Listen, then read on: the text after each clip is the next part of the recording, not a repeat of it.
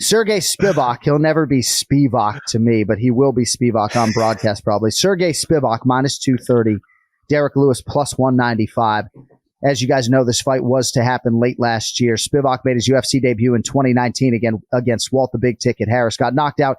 I'm not sure any UFC heavyweight, Brian, has improved as much as this guy has over the course of his UFC career. I'm sure Tommy Aspinall and others might challenge me on that, but absolute beast. He's won 2 in a row, 5 of 6, had a big 2022. Derrick Lewis, momentum-wise, seemingly going in the opposite direction, thus the price. Our producer thinks Spivac should be like minus 600. Yeah. How do you handicap the main event, Brian Petrie, and ultimately which way are you going? I was going to expose Cody a little bit. He said Spivac should be minus 1,000. So, That's right. I'm on the Derrick Lewis side. We've picked this before. And it's very deceiving when you look at Derrick Lewis. You think, Derrick Lewis is going to lose to these grapplers. He's actually done, minus DC, who kind of done it all, not really just only a grappler. Derrick Lewis has done really well against grapplers. He really struggles with the power strikers, right? And not to mention, if you look at Derrick Lewis's Instagram, he's running, he's in shape. This is going to be a bet for me. I would lock him up, dog lock him up right now, but there's definitely going to be a bet for me on the scales because Derrick Lewis pulled out earlier, I believe, with some kind of illness day of.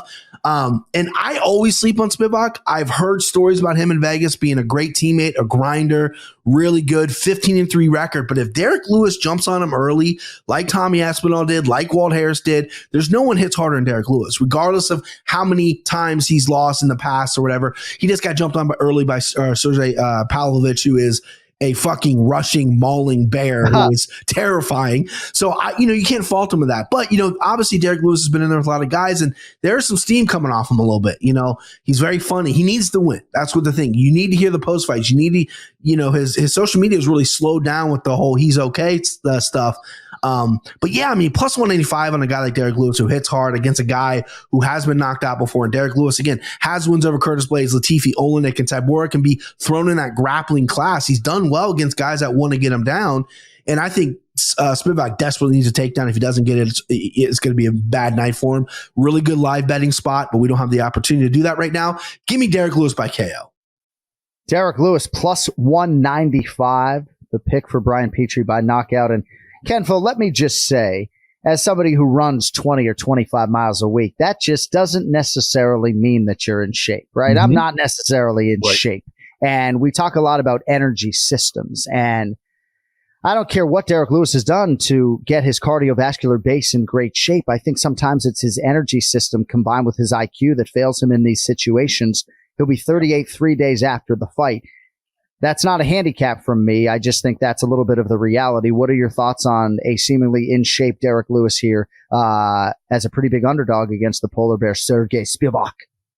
John, I agree with you. And listen, but I think Brian brings up a good point as well. It's like, the power is the last thing to go. I don't think that's ever going to leave a guy like Derrick Lewis. It's what always makes him dangerous and always gives him a shot.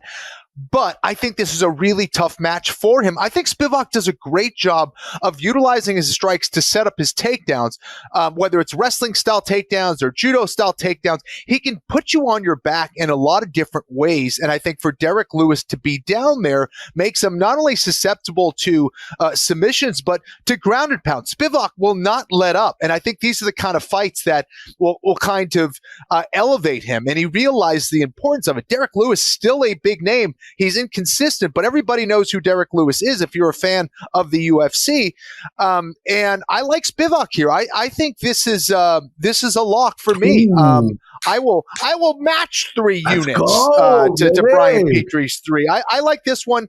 I think Spivac gets him down and ultimately gets some kind of a TKO.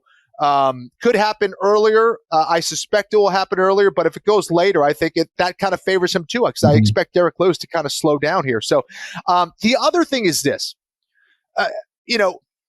Derrick Lewis, how much does he want to win at this stage of the game? He gets paid a lot of money to go out there and perform. Is he doing this for a paycheck, or is he doing this because he desperately wants to win? He needs to win, but does he want to win? I think that's the big question with Derrick, and I'm so glad he's making a ton of money. He deserves it all, but that's a question mark for me. Yeah, that Derrick Lewis show money is a real thing.